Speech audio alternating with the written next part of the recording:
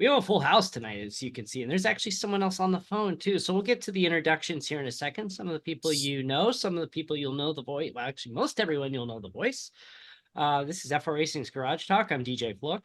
I'm Erik Richardson. And let's introduce our guests. So down in the lower left-hand corner, we have a two-time Wednesday Night Dash champion with us. Please welcome back to the show. This is his second time on, Tyler Vickery. Tyler, welcome back. Welcome. Thank you. And always we fun. have to the right below me here on the square, we have last year's Next Gen Cup champion of the Wednesday Night Dash series. Also welcoming back to the show, Colton Gardner. Colton, welcome back on video this time, not on the phone. Yeah, welcome. Hello. Yeah, it's great to be here. So on the phone, we have the voice of Wednesday Night Dash, who will be the voice in this episode. So Hunter Hughes, welcome back again. Actually, all of you have been on before. So welcome back to all three of you. So the reason for the full house tonight is, Wednesday Night Dash, Colton kicked our butts. Everyone else, that happened. he put on he put on a clinic. The rest of us had rough nights. Go watch the stream. The one time I don't get a podium finish. That's what Hunter said. Coming up this weekend is for this group, the second entry into the iRacing Daytona 24. And we're actually doubling our efforts this year with 2 entries. And we're not going into the GT3 class this time around. So got a GTP and a LMP2. That's right. So Hunter, Mark, Ian, and Erik and Tyler will be in the LMP2 class. And I need to look because it's late and I'm late, relatively speaking. I don't want to miss anybody. So we've got, we know Colton will be in the GTP class. We have Derek Booker going to be over there. Yeah, Derek Booker from our Tuesday Night League will be in there. And we got two newcomers to the group that we stumbled upon on social media looking for a team of Jackson Wade and Jacob Manning will be building our first GTP entry. So exciting. And somehow, if both cars don't end up in the same split, this broadcast this weekend will be total chaos, which I'm looking forward to. What did I see? The Roar before the 24 this past weekend had like 115 splits or just something crazy like that. It was something absurd. I can actually get it real quick. I know it was. Who can find it first? I'm usually quick on that. I scrolled and I saw him like, that's a lot of splits. Yeah, I was like, the Roar did that? That's pretty crazy.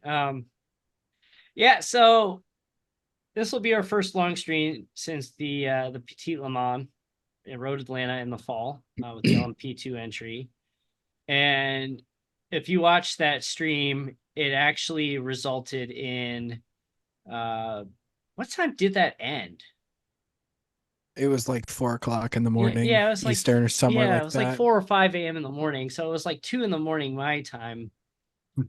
No, actually, I think it was somewhere between 1 and 2. And once we got to about hour 7, so Taka, our business manager, spent the whole 10 hours on, minus the few breaks, but he was there the whole 10 hours. I was there for like 4 of them. And like the last 3 hours were just me and Taka just like, okay, beer, hard liquor. And I don't know how we managed to shut the stream down by the time we were done. I joined in for that last little bit and holy cow. But it was basically, we just spent the last hour getting like really liquored up. So hopefully that's not going to happen this time around. I was going to say, I wish I could join you this time, but I think drinking and driving at the end of a race is not going to be a good idea. Yeah, you do have the closing split. Yeah, we'll be closing it out. Yeah. Oh, I got the results already from iRacing. So the Roar to 24. There was a total of 146 splits, 7,206 drivers, completing 452,575 laps for a total miles driven 1,611,167 miles. So iRacing just missed 1 billion. Was it laps or miles? I think it was miles. 1 billion miles driven last year by. It was only It like was 30. close. Yeah, it was only like 32 million laps they missed it by, or miles they missed it by, which is, for a service of this size, it's not a lot. Yeah, I I know, could that's a see good it being start. a hit this year.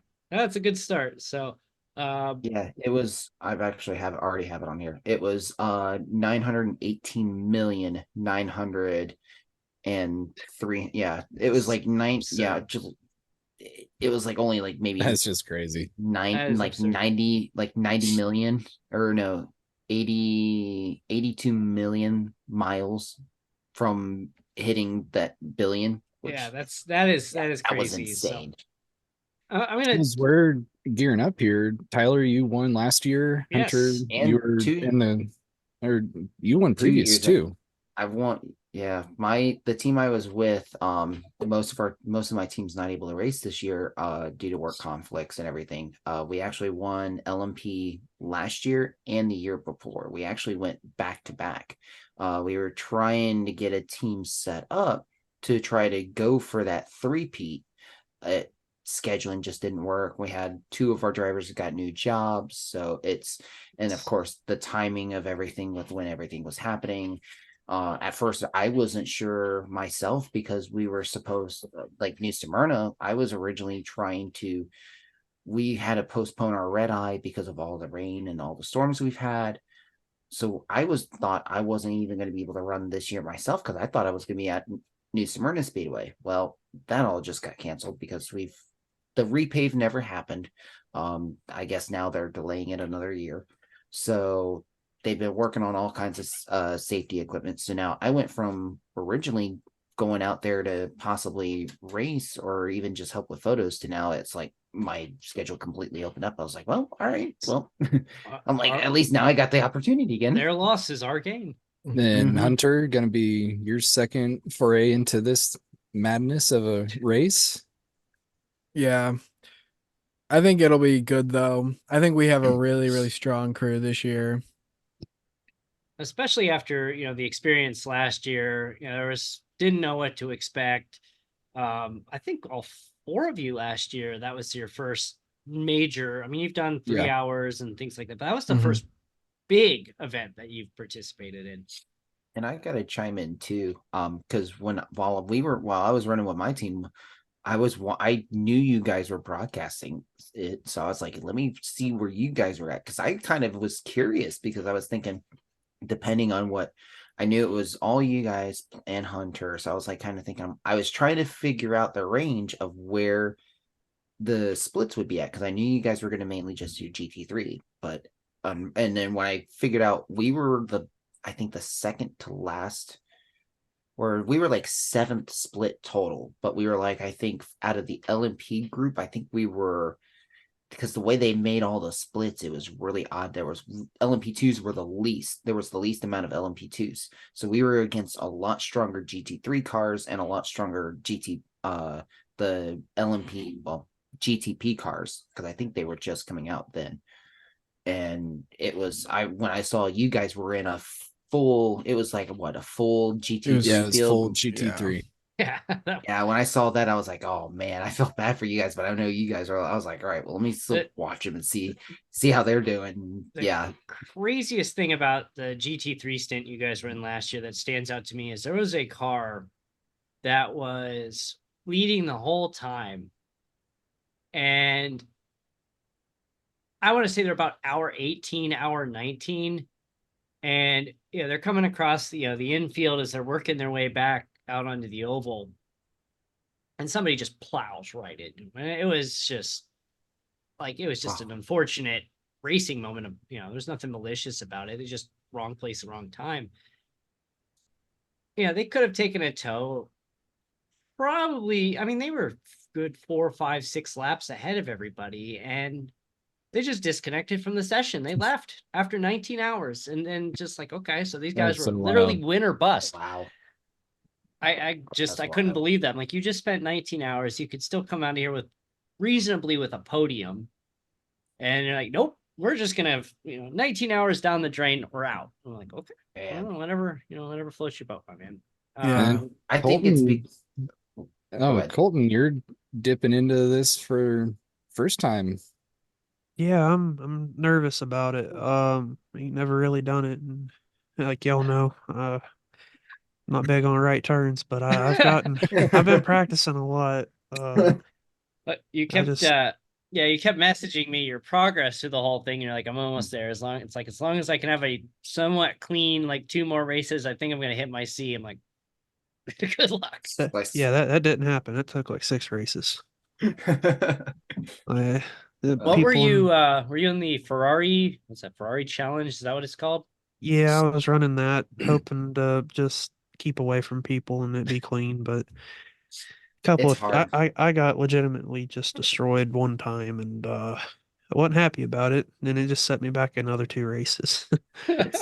It's tough when with that Ferrari challenge, especially because of it being a D class. It's especially like for me, I'm trying to get my iRate or not iRating. I'm trying to get my safety rating back up to A class before this because I actually want to work on this work on the setup a little bit. I mean, because I know with the LMP2, you guys are gonna run, like we're all gonna run the VRS. I'm trying to remember what could be changed. Like I wanted to try to see what I can do with it, so I'm trying to get my safety rating up to where I can run IMSA because the open setup IMSA is at Daytona, so it's like perfect little testing ground. And at least then I can get my safety rating up, and who knows, maybe a little bit of iRating because my iRating's a little on the low side. Yeah. That's still not bad. According to this, you're currently sitting in a B class at a 2.89 for the road. That's not bad. That's pretty pretty respectable. Yeah. 12, I did. 1224 iRating though isn't the greatest. We've seen how I run. Granted, Hunter can still beat me up at times. Yeah. Well, you know what? I'm still proud. This is my that proud moments on this service for me are very my bar is much lower than the rest of you here. But I have to tell you, I went into a C-class truck race in December. It was in November. Yeah, it was around Thanksgiving actually. A C-class truck race at Atlanta. Walked out of there with a top 5 and a 0X. That's a win. Yeah, that's a win. It's like, because every time I've been there, like, I've yeah. had one little incident, and it's never been the greatest. Yeah. I mean, I just watched everybody else. I had a couple close moments, but it was just like nothing really like. It was just like, oh, come on, yeah. I actually just ran a top 10 Xfinity at Indianapolis, and I think we only had one my caution goodness. in that. It was That's wild. I think I ran an open one against Brian McKinley, and it was hilarious. I was like, I saw him on here. I'm like, wait, Brian, I know. What are you doing in we here? ran into Brian like a while back in like a Delara dash, right? Like, hey, like Brian. Yeah, so it was funny. It's funny just like running into someone was like, wait a minute. Yeah, you're running somebody you know. It's a funny It's like, what are you running here? You don't normally run this. But it was Yeah. bad. I jumped into that after I got owned in the IndyCar at Pocono. I had a 10X by 10 laps, and it was none of my fault. I was gonna say, be glad I didn't join because you've seen how I am with Indy cars. A while back, I jumped into a carb cup race at lunchtime, and I see Mark Vicars gonna put into my split, and he comes on. He's like, I hadn't said anything yet. He comes on. He's like, hey, can I get a radio check? I'm like, yeah, I got you, buddy. And he's like, whoa, hey, man. Oh man. Just funny is just like the small world of this community you put together, and you race with these guys week in, week out, and then you just run into each other like, oh, hey, it's not Wednesday night, what's going on? And that's the funny part. It's like me every so often. It's like when I see like you guys or someone else, I'm like, and I click on the results or the entries just to see who's all in and try to get an idea of what split I'm in. And it's like I see the names. I'm like, wait a minute, wait, they're not normally on this time. What am I missing here? Yeah. That's I think that's what I like. Yeah, the toxic behavior in the open, in the open is like but everything else is just like the community building. It's a lot of fun. It's just like what other possibility would the 5 of us be sitting down with the exception of Erik and I, who've known each other for 30 years now, it's like there's no other reason why the five of us would ever sit down in a room together other than like, hey, we all have this online racing community we participate in, and this 24-hour coming up, and I'm not going to be driving, rightfully so, but the broadcast is going to be it'll be chaotic. So I'm looking forward to doing it again. That's Well, the you can funny just part. pitch our leagues a little bit. It's really fun. We finish up the race, and you see a lot of people will just hang out and chat afterwards and just talk about the race or different setups and what they did, which is really fun. You'll see some racers and leagues out there like, I'm not going to tell you what I did, but That's it's we're hanging out and chatting afterwards.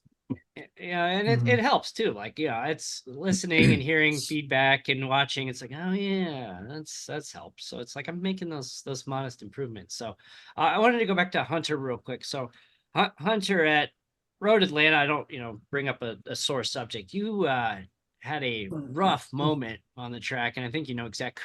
Yeah, you just yeah, got a GT3 break probably a little early, and then another, or was it an LMP2 that plowed into you? Yeah, I think it was. Yeah, and it's just when you're in a long-term event like that, these longer events, and somebody just plows into you, and you gotta hobble it back to the pits and sit there. I mean, what goes through your mind? Like, it's like that wasn't your fault. You had nothing you could have done to avoid that.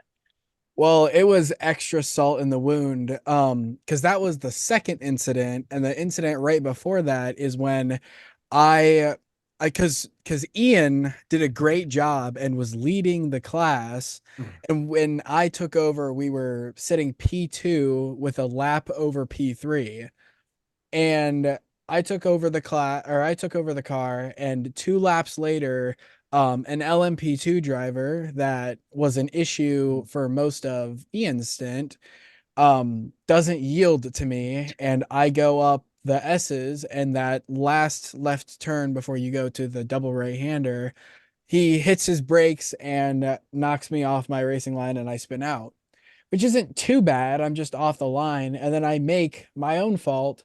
I make a poor rejoin and get drilled by a GTP. Oh yeah, I completely forgot about that until just now.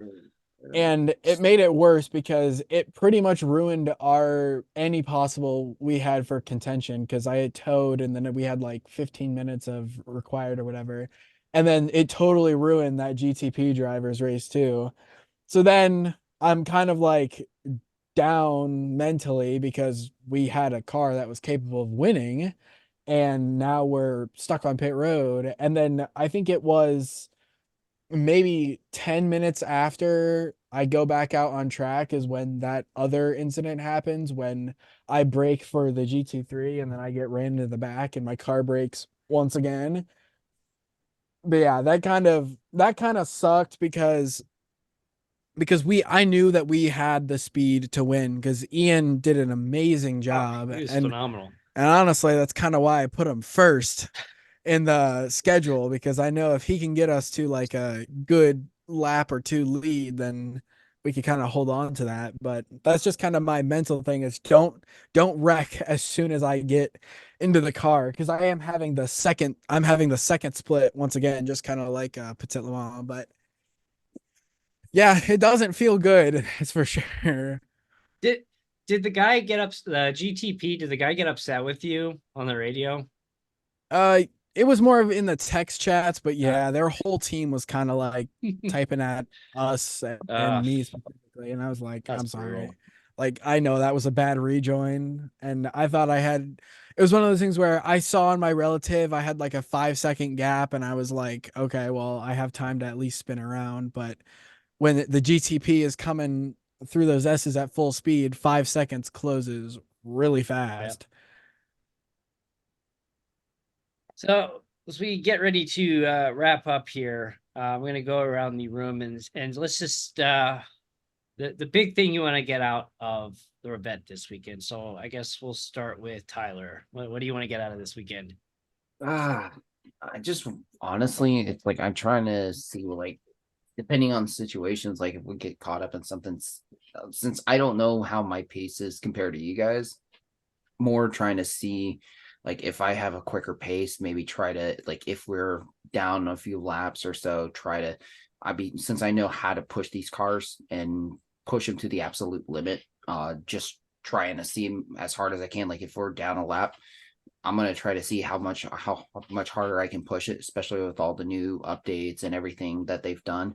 See if we can maybe try to get ourselves back in it if we have like an early issue. Because I mean, there's 24-hour race, anything can happen, and we've seen the highs and lows. I've like one year, like the second year that my team, the team I was on that we were running, like we were first place and got annihilated by a GT3, and that was when it was the old Daytona prototypes before the GTPs, and that was like the second attempt at that. That was our second attempt at that point. So it was like that's kind of how I see it, as like how good of a recovery if something does happen early on, or even late on if something happens late. Like how quickly can we recover? So before we go to Colton next, I just realized, Colton, we have the same microphone. Yeah, it's a pretty good mic. Oh It my is a good goodness. mic. It was a good price on Amazon. I was like, hey, this looks good. I need a new mic. This is priced well. So Colton, this being your first event, you kind of the the newbie, so to speak, into the endurance racing. What's your big takeaway or your big goal for the weekend? My big goal is just to keep it smooth and consistent, and hopefully the experience that I get from it will translate into our road races during the season. I'd like to be more competitive in those. And hopefully, really just try and not make any mistakes. I just feel that I don't want to cost our team a bad finish if I hang back too much. But I feel like I'll get quicker throughout the race, the more time that I have to figure the laps out and everything. And I could chime in on that. Like it'll the more like especially in an endurance race, you'll notice like as soon as you start feeling comfortable with the car, you'll start to find little things here and there. That's the one thing that I love with endurance racing is throughout a run, and I feel like it's probably going to happen again this year. You'll start seeing me set this one set of times, like we'll just say a minute and 48 seconds.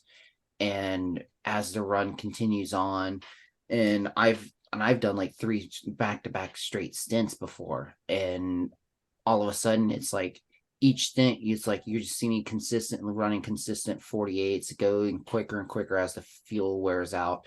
Next stint, all of a sudden it's like I gained a half a second per lap the way I was running, and it'll start to be a really quick notice that you'll start finding lines, finding different spots that you can really take advantage of the cars. Yeah, and like I just want to keep it clean. I don't want to wreck the car or nothing. I know that might be out of my hand and stuff. I know I'm going to be in the faster car and I'll probably be lapping people. It's going to be interesting to see how I handle getting around lap traffic because I've never really dealt with it that much, but I don't see myself taking any crazy risks. The one advice I can give you is after, especially when I was running LMP2s and especially even for GTPs, it's patience. Like there's going to be some teams out there that they will shoot the gap on something that is just super aggressive, but that's how some of those teams are. Like when I was running, my preference for me, like when I was running LMP2s, if I've got a GTP behind me and I know that they're aggressive, I'll let off and I'll hang behind the GT3 car until they pass, especially like if we're in the bus stop or a horseshoe. I'll wait until I know the GTP's pass, and then once I get like a clear opening, sometimes I wait on the straightaways before I try to make a move, unless the GT3s makes it where it gives you clear intent that they're letting you by, that they know you're there. Yeah. It's going to be fun. So yes, it will. And Hunter, what's your goal takeaway for the weekend? I think like it's like mostly to like have fun. And I think because like the vibe of a 24-hour race is always like interesting. Like in the beginning, everybody's like super excited, and then like one thing happens and someone's upset, and then in the middle of the night it always gets super unhinged and people are saying weird things, and then like by the end everybody's tired, and then it's over. And I think we have the possibility of being competitive, so I kind of want to see a top 10 or a top 5 or maybe even a podium. Like I think we all have the 5 of us have the speed to get a podium. Um and like we were on pace to do that at Road Atlanta, and Daytona is considerably easier than Road Atlanta. Um But yeah, and I think it's cool too because like with running like a GTP car or a GT3 car, since they're like the newest ones and those two classes are getting the most amount of updates, more people are running those classes. So I think that the LMP2 class is kind of special because even though it's the oldest car by technicality, um being in an LMP2 class, you're almost guaranteed to have GTP and GT3 in the same split as you, versus if you have GT3, you can run into a split where it's just the GT3 cars, or if you're in GTP, it's usually GTP and then GT3, and then there's no LMP2. And having the 3 class separation just adds another level of challenge to it versus it being all one class or there being 2 classes. And the 3 class split is kind of fun to me. And finally, wrapping it up with Erik. What's your takeaway for the weekend? I just want to try to keep it as clean as I can.